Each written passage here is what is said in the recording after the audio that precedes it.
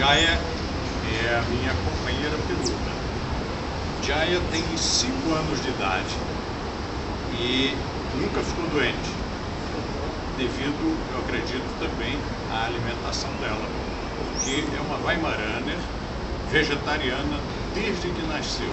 Nunca comeu carne, nem ração de carne, mas faz qualquer coisa por uma fruta.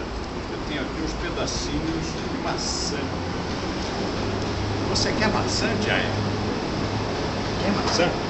Então, eu não dei nenhum comando.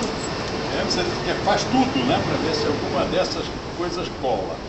Mas vamos fazer por ordem. Senta. Muito bem. Dá patinha. Ótimo. Senta. Dá outra patinha. Isso. Que bom. Deita. Em pé. Tá gostosa a sua maçã? Então fala. Eu acho que a câmera não está pegando a sua voz, que você está falando baixo. Fala. Melhorou. Tem mais maçã aqui. Espirra.